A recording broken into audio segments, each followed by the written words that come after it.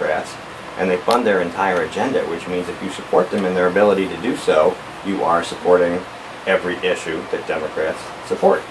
Yes, this is always the multi-layered kind of deal that Republicans don't seem to be very good at, which is, it isn't just the issue that's plunked in front of you on the kitchen table. It's playing chess and see what the next moves are, 2, 3, 4 moves down the line. You know, very much more like chess or Othello, if you've ever played that game. Yeah. Some people call it reverse eye, but it's a lot more complicated than checkers. And here's one case where these Rhino Republicans decided we can't see past our current move. And and I don't rate myself as seeing all that far ahead at games like chess. I maybe do 2 or 3 moves. It seems to me most of these Republicans are unable to see past their end of the nose, so much so that I'm surprised any of them have any noses left from walking into walls. That would be a good visualization, and yes, we are starting to come back and upgrade the environment. Everybody say hi to the camera behind you. Hi, camera. We'll pose if this comes out very well. Depending on how the audio gets caught, we may have to do a feed off of the board into that. That'll be another exciting technological. Okay, which wire do I use this time? We are always trying to evolve here at GrokTALK. Skip and I spent 40 minutes looking for a phone line we could tap into this morning, and we were very unsuccessful. Yeah, but very unhappy. We thought that we would be able to get that set up so we could then call guests or have people call in. We will have to talk to the proprietor of the office space and go, which hole do we use? Yeah, I hate it when you have to say that. We did, and we tried them all. Okay, very open-minded. We did. We attempted for a good 40-45 minutes to try and get the phone lines working. This is beginning to sound like a Democrat discussion. It certainly is. I'm sure, especially when you talk about evolving as well. That's true. Well, we'll swing it back to a capitalist venue then. I've got this piece of $1,700 hardware sitting in front of me that would allow us to bring in 4 lines of folks and guests, and I'm very tired of it just sitting there, money doing nothing. Yes, there's no ROI on that. It's collecting dust. Yeah, there certainly is dust. And I get this other little unit here I want to start plugging back in to help our vocal quality sound better, and I got to wait for that to happen as well. So, yeah, not a happy camper. While we're on guns, just for a second before we move on, because I talked about Sturm and Ruger, I pulled this morning. This is Missouri governor signs gun safety course for first graders. Yes, I like that. Missouri schools will be encouraged to teach first graders a gun safety course sponsored by the National Rifle Association as a result of legislation signed Friday by Governor Jay Nixon, who happens to be a Democrat. Repeat that party affiliation again? He's a Democrat. The new law stops short of requiring schools to teach the Eddie Eagle gun safe program, but by putting it in state law, Missouri is providing one of the stronger state-sanctioned endorsements of the NRA-sponsored firearm safety course, which the group says it taught to about 1 million children annually. The legislation also requires school personnel to participate in an active shooter and intruder drill led by law enforcement officers. Both the staff and student training were proposed as mandates when the legislation was filed on December 13th, which was the day before a gunman massacred 26 people in a Connecticut elementary school, including 20 first graders. The provision about the first grade safety course was amended to make it optional during debate in the Senate. The legislation also transfers the responsibility for issuing identification cards for concealed gun permits from driver's license clerks to local sheriffs. That change was prompted by concerns that the state licensing agency procedures had infringed on people's privacy rights. Nixon noted the change in concealed carry permits, not the school gun safety programs. While announcing he was signing the legislation, asked if he supported the NRA's gun safety course for first graders, Nixon merely noted that it was optional.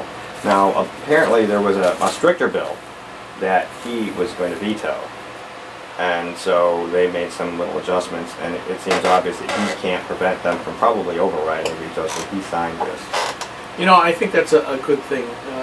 Years and years ago, all kinds of schools used to have their own gun clubs, and they taught gun safety then. It was more of a way of life back then as well. Not necessarily around here, but certainly more out in the Midwest and western parts. Kids would often have loaded shotguns or rifles in the back of pickup trucks. or in a gun rack, and that was considered to be normal. Well, it was no a big deal. tool, and everybody needed to know tools. And you have tools in your basement or your tools in your shed, and your kids, and they see the tools. You want to teach them how to use the tools safely, so that in the event that they eventually need to use them or are encouraged to use them, they know how to use them properly. I mean, let's talk about tools in high school for a moment. When I was growing up, we used all kinds of nasty, sharp, and blunt instruments in woodworking shop, metalworking shop, and what have you. Things that today's schools seem to consider dangerous. How many kids today work with circular saws, drill presses, chisels, planes, and all those things with nasty blades? In high school, my son took woodworking, but that's it. Wood shop and metal shop, really. Yeah, it's and even at that though, those kinds of courses have been going away. You have to go to more of a vocational technical high school in order to get access to those dangerous type tools. Whereas I was actually at a grammar school, and it wasn't a large part of our curriculum, but it was there, and everybody was expected to know how to use them safely. Just like the high schools had ROTCs, not only, or the equivalent thereof. We had cadet forces in the UK. Not only did we have them, we had enough of them that I seem to remember the list of call signs of the radio groups of those cadet forces ran more than 500 in a nation the size of the UK. Yeah, well, Which gives you an idea that there were actually many more than that actually running cadet forces. yeah, it's sort of like what liberals keep telling me. Well, times have changed, and my riposte is always, yeah, not always for the better. Yeah, well, people haven't. You can't. Human nature doesn't. They just think Human that nature is what it is. It's not, it's because we talk about the culture, it comes up every week, and we apologize to our listeners for kicking this dead horse constantly, but human nature is what it is. You cannot change people, at their core. I mean, society can scope. I'm gonna have to edit that out now. Wait a second. Okay. The camera's facing the wrong way, folks. No, So the expression on his face is priceless. Yes, it is. I have been known to do that. And you will have noticed, frequent listeners. Yes. Human beings are pretty much the same. Left to our own devices, we are selfish, nasty, brutish people who look out for our own best interests. And if the world fell apart tomorrow, we would Continue to do the same thing. continue to do the same thing. We would form into tiny little groups, create tribes, fight each other for resources. That's how it would be. That's how people are. And you bring out a good point that we have to keep talking about, because we seem to be losing sight of this point. The founders understood that. They understood that human nature has not really changed all that much over the thousands of years before them and in the few centuries after them. That hasn't happened either. Somebody's breathing on their mic. Trying to figure Sorry, out. that's me. Is it you? Yeah, let me. Go ahead, moving it around. Let's see how it goes. That's better. Okay, let me adjust your mic so I can hear you though. Okay, Keep so talking, keep talking. we probably just need to take the bass down a little bit. All right. Okay. No, you can adjust the equalizers. Yeah, we'll find it. Go ahead. Okay. So Sorry, anyways, Skip. Back to your point, Skip. So anyways, the founders understood that. So when they drew up the Constitution, they said the urge for power is one of the preeminent motivations for people. We will make it as hard as possible for them to do that. We hope for a modicum of people following the rules that we lay down in the Constitution, but the whole idea is to separate the powers that a government can wield into as many parts as possible so that nobody can gain an advantage. They're all set against each other, making government rather inefficient, but also does it in such a way that it preserves and keeps whole people's individual liberties. Well, the problem is that you have to have a modicum of people in those elected offices to be able to actually see that work and abide by the rules. You brought up right to work. I'm bringing up the rule of law as one of the most important things that we're starting to see go away. I brought up a phrase with Steve as we were trying to find, test all of the telephone line in the studios here or the adjacent rooms. Cloward Obama, which comes from Cloward Piven, two sociologists who decided that when New York was really down and out a few decades ago, they were almost broke. They decided, well, we're Marxists. We hate capitalism. What's the best way to change the system, which is what we want to do all along? Good. We'll bankrupt New York City. We'll force more and more people onto the welfare system, bankrupt the city, and then they'll have to be forced to put in a new form of governance. That was their whole purpose. Now with Cloward Obama, You know, I have said since the beginning of his reign, and that's what it's turning out to be, the phrase determined weakness, same kind of deal. And with the latest things coming out of Obamacare of putting off the employer mandate and no longer have to verify your income for the individual mandate, they've set up in yet a different way to bring down the government, because we can't afford this system as it is now going to start to go into effect.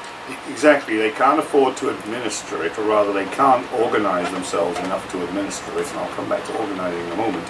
So, they basically open it up and say, we'll just let it roll without administering it. You can join it, but we're not going to check anything. And then, we're just going to keep on paying out. And Betsy McCoy is out there saying, basically the real purpose of this is A, to take the pressure off the midterms, and B, to keep on sucking those resources. It's going to cost $60 billion a year to put people on this, because the payments go out, but the revenues don't come in. No matter how much we resent the Obamacare fines and taxes, the fact is it was supposed to sort of balance, and what they've done is they've massively unbalanced it in the name of temporary electoral advantage.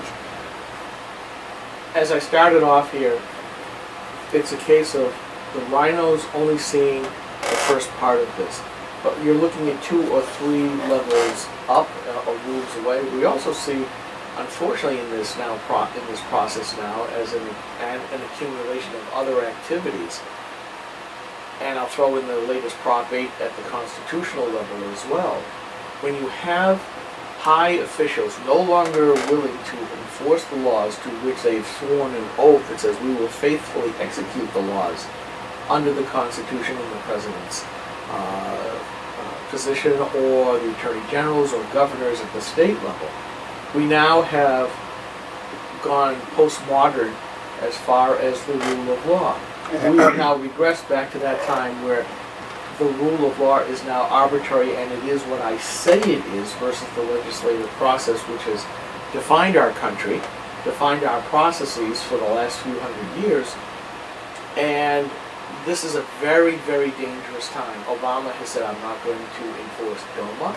I'm going to make my own changes to the energy industry with the EPA without Congress and legislation. They couldn't pass cap and trade, so I'll do it on my own.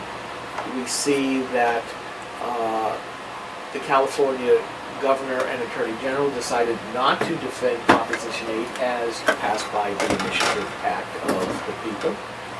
This is not a good thing, folks. This is going to end badly here in the United States. And when one last example, based on the Trayvon Martin and what's the other gentleman's name? Also blanking out. Zimmerman. You're looking at the Department of Justice ahead of the trial, sending people down to rouse the rabblers, and now you see DOJ coming back behind saying to the police, who may have to face riots, don't you dare prejudice things, don't you dare profile. So you've got the DOJ, again, another part of the Obama administration, trying to play both sides of an issue at the same time, and in what I call an anti-lynching lynching. It's incredible, because they were responsible for stirring it up. So you have to ask yourself, in respect of that, did they stir it up in order to get the outcome they wished in respect to the trial, or did they stir it up just because they want to rouse the rabble, because their end game is the riots? Yes, never waste a crisis, especially if you can manufacture one. Right. I was going to say a little more on the rule of law, actually. So, Obamacare, you could say, if you're making excuses for the guy, hey, it's my law, I can do with it what I want. No, you can't. But No, you can't. No. That's one way you could look at it, but it's not the way it's supposed to be. Faithfully execute the laws, I mean, that's pretty damn clear, and he doesn't do it. I was going to say also, in respect of Congress and the federal government as a whole, you mentioned a modicum of people that were educated and that were willing to follow the rules. What happens when the majority of those that we elect don't want to follow the rules? The entire federal government goes rogue. Absolutely. I think we have to remember also that the entire attack on George Zimmerman is based on the premise that the death of Trayvon Martin could be used as a catalyst to overturn Castle Doctrine and stand your ground laws. So, I mean, it's at the very heart of this. It's an anti-gun movement, and right out of the gate, the first thing they were trying to do, and they were unsuccessful with this, less successful than they were with, say, Newtown, which, I mean, they got a bus and everything now, right? Right. But it's all the same movement. Well, not only that, but I think it's also a case of, as we saw with, gosh, here we go, squirrels time, folks, off into and bringing all kinds of tangents. We saw that the IRS decided not to give its imprimatur to Tea Party groups or constitutionalist groups or other non-big government type groups as a way to suppress the vote unofficially by the U.S. government, or by those who said, we make our living off of big government, how dare you attack us? And there's a lot of race baiters out there, Reverend Al Sharpton being one, and there's a few others out there.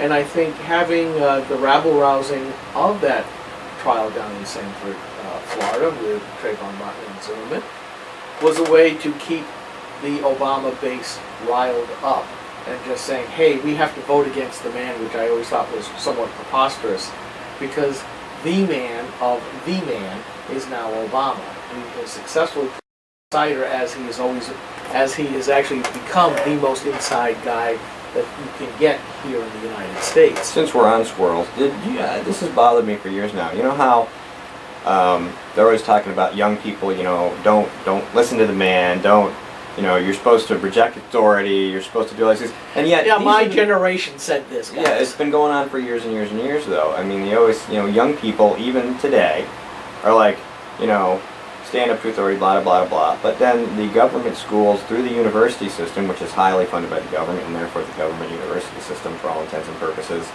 they are all connected to the people who want total tyrannical power for the federal government. And they're all like, okay, let's just follow along and repeat everything they say.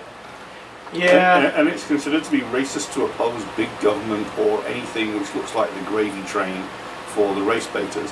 Whereas the black in the street just wants to get on with life and live better than his parents.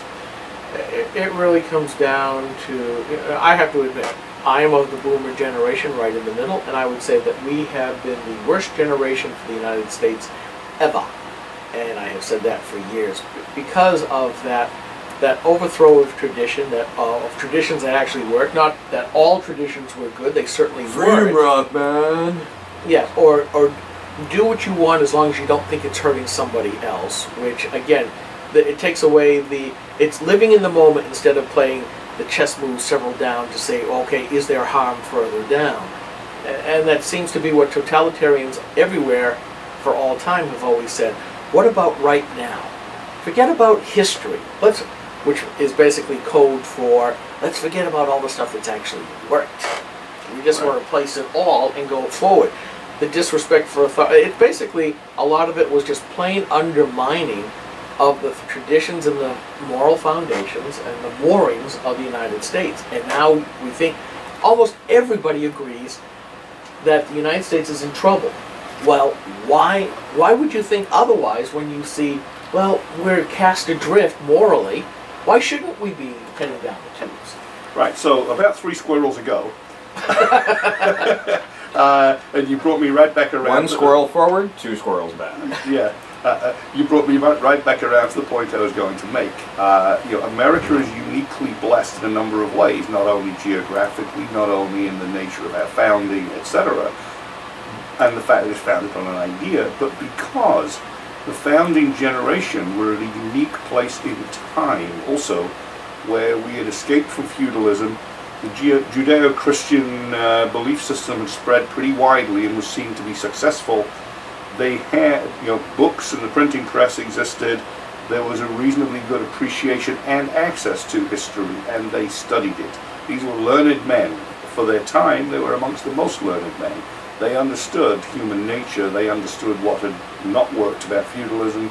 They understood what forms of government failed and how. They had studied their history, their economics. They understood what set men free and what led them to the Hobbesian Leviathan, and they attempted to restrain it. I don't know if I can follow that with anything. Okay. That was awesome. Well, I will. People of the progressive persuasion always say, well, we have to progress forward. We have to progress forward. I would counsel all of the listeners to this to always ask them, to where? To what? Illiteracy, Well, that dependency. well, the illiteracy, I severely believe, as well as, I put up And that's not a just video. That's not just reading. Just Yeah. a complete understanding. Yeah, Well, you have you look to at you that- have to grok the information. Exactly. Reading the letters See? on the Awesome. page. Very good. Very good. From our British friend at the end of the table. Yes, and it was obvious from the video that I had put up about Mark Dice saying, hey, we want to help Obama, let's get rid of the Bill of Rights. And Grokster Scott had put up something similar a couple of months before that. And you see all these people just blithely signing away, yeah, we can get rid of the Bill of Rights, we can get rid of the Bill of Rights. There's the illiteracy of not grokking what the Bill of Rights is all supposed to mean. And you look at that and you go, this is exactly according to plan. Because if you don't understand your civics, if you don't understand the founding documents and why they are there, then you can, it's like, and I'm going to put myself on a limb there. When you are atheistic, you believe in nothingness. You don't believe that there's a supreme God. That also means that you don't believe that your rights have been given to you by God. You're back to the Hobbesian Leviathan. A Hobbesian state says, government will give you all of your rights, and if it's government giving you your rights, it can take them away. So there's that arbitrariness, which that's the progressing forward by the progressives. We let government take care of everything, and then people wonder why everything in the world is politicized. Indeed so. Darn, sort of passing thought there. Derailed his train of The squirrel hid in the trunk of the tree. the tie into that with the objectivism, where people get this idea that human beings, completely not getting back to human nature, human beings can learn to behave in an organized and honest way with each other without the influence of liberty in the form of a small managed government to oversee bad behavior, basically. And just that people would be nice, that people would just engage in commerce, that they wouldn't cheat, they wouldn't lie, they wouldn't fraud, they wouldn't try to get more than their due, and that's completely alien to the concept of human nature, which is why it would never work. Yeah, Right, that's the fallacy of the libertarian, what I call the libertarian myth. Yes, in small groups people can get along, but we always know that people are going to have fights every once in a while. So we do need the limited government, but also it gives lie to the progressive myth that that what they want to go to is a totally expert, nonpartisan state can oversee a very efficient and organized society. Again, we've just seen all these scandals in It's the the same big failure government. It's on the both same sides. thing. It doesn't work, and it can't work. So the thought that got derailed was when you said about belief systems and atheists. If you don't stand for something, you'll fall for anything. And Yes. these people that have no principles are falling for the idea that government can manage their lives. We also know that it's simply not possible. Hayek wrote essays which essentially proved it, as did Milton Friedman. It's not possible to gather enough information to control everything. If you don't have decentralized decision making, meaning individual people in small groups, it simply can't work. And the whole thing grinds to a halt. You didn't have to throw sand in the gears of the Soviet Union. It happened by default. Comes with sand. Yeah. So the sand is there, It's built in. and the gears just get ground up, and it gets worse and worse. Yeah, you just look at Venezuela now that Chavez is gone, and Maduro, and then you look at Uruguay. No, not Uruguay. Where's Kirchner? Argentina. And you're looking at the built-in sand there, and both of those highly socialized environments, whether they say that they are or not. Well, in Chavez's case, socialism was everything. And you're seeing the society unravel, and yet you see that the socialists here in this country say, that's all right, they just weren't the right people to implement it, which also gives rise to the question, and you are? Yeah. So are you saying that we have exceptional sand? No, I'm saying that we have ordinary or less than Actually, I'm ordinary saying- sand, actually, I but they stand don't corrected. believe they. They think they have exceptional American sand. Yes. That's their socialist American exceptionalism. Our sand won't grind gears. Yeah. And they're wrong. Yeah. It's almost like saying the crap don't stink. I was about to say the same thing. Their poop don't stink, but you know. That's it, ladies and gentlemen. Here on GrokTALK, we have crap, we have poop, we have monster trucks. Okay. we're coming pretty close to the end of this segment. Good. Things are deteriorating. But that comes to the whole point. You know, the ideas have been with us for a long time, but since about the last third of the 19th century, there have been attempts to create communes, to create idealized societies, small and large, and every one of them has fallen apart.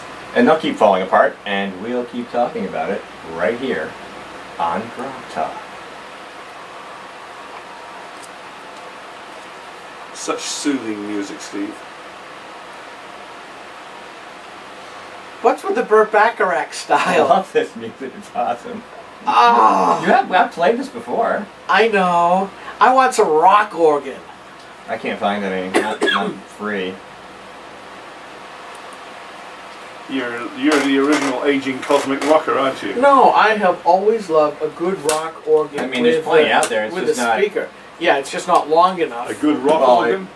Yeah. You want some bits of Keith Emerson, don't you? Oh, ELP. John Lord, Keith Emerson, there's a lot out there, but most of it's all live stuff, and it's just kind of crazy. Yeah. Yeah, well, you don't want the stuff where he's sticking what the was the knives name? into the keyboard. What was the name of the You know he used to do that, right? Just like Pete Townsend used to smash guitars. Yeah. Keith Emerson, towards the end of a performance, would be sticking knives into the electronics to make weird noises come out of the organ. Yeah. Gosh, now what's the name of this? The big old speakers. They were their own company. That did all the vibrato. It was a rotating speaker that you can control the rotation, therefore the vibrato. And those things used to be awesome. And I can't remember the name of it. It will come back to me. In fact, it was even on one of the American Restoration shows. I don't know whether you watch that on the History Channel or something like that. One of those. No, I don't watch the History Channel. Grandson does. You could probably ask him and he'd tell you. Yeah. He'll be here next week if you don't mind. Nope, I never mind. Maybe we'll get him on for a couple of minutes. At least he thinks. Yeah, that's true.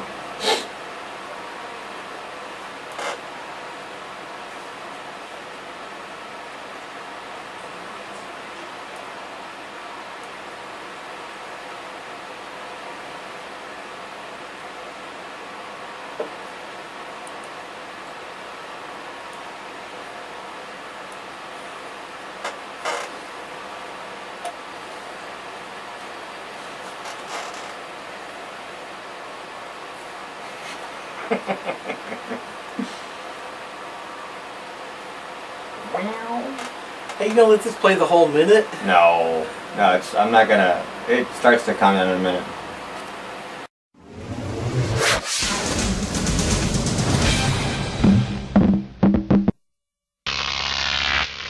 GrokTV.